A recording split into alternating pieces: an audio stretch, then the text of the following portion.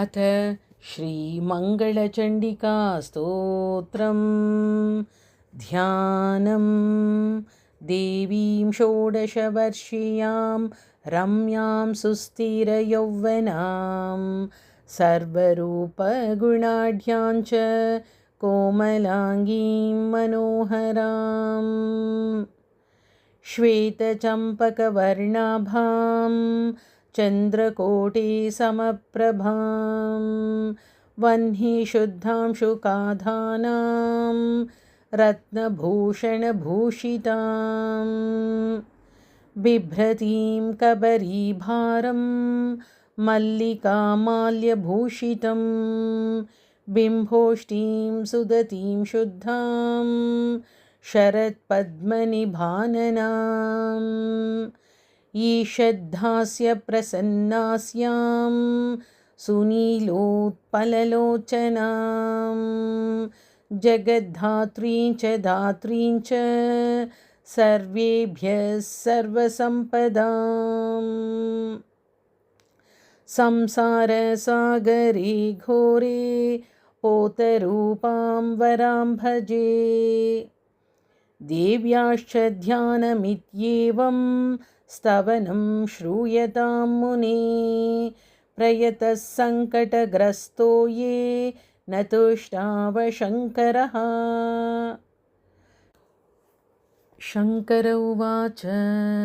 रक्ष रक्ष जगन्मातः देवी मङ्गलचण्डिके संहर्त्री विपदां राशेर्हर्षमङ्गलकारिके हर्षमङ्गलदक्षे च हर्षमङ्गलचण्डिके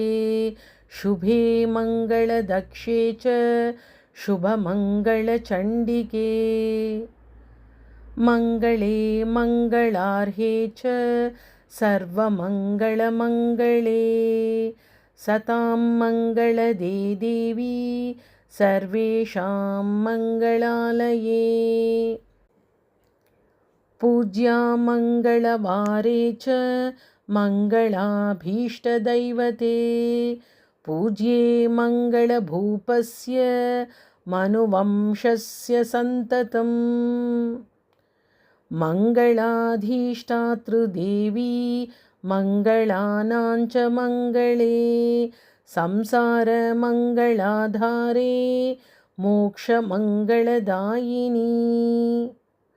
सारे च मङ्गलाधारे पारे त्वं सर्वकर्मणां प्रतिमङ्गलवारे च पूज्ये त्वं मङ्गलप्रदे स्तोत्रेणानेन शम्भुश्च स्तुत्वा मङ्गलचण्डिकां प्रतिमङ्गलवारे च पूजां कृत्वा गतः शिवः प्रथमे पूजिता देवी शम्भुना सर्वमङ्गला द्वितीये पूजिता देवी मङ्गलेन ग्रहेण च तृतीये पूजिता भद्रा मङ्गलेन नृपेण च चतुर्थे मङ्गले वारे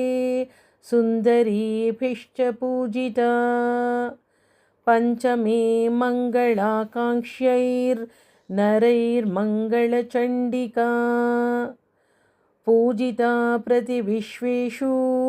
विश्वेशैः पूजिता सदा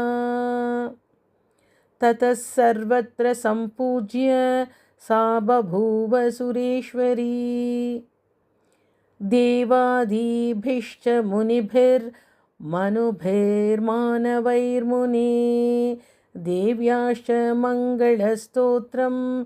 यः शृणोति समाहितः तन्मङ्गलं भवेत् तस्य भवेत्तन्मङ्गलं वर्धन्ते तत्पुत्रपौत्रा मङ्गलं च दिने दिने इति श्रीब्रह्मवैवर्ते महापुराणे प्रकृतिखण्डे नारदनारायणसंवादे चतुश्चत्वारिंशोऽध्याये मङ्गलचण्डिका स्तोत्रम्।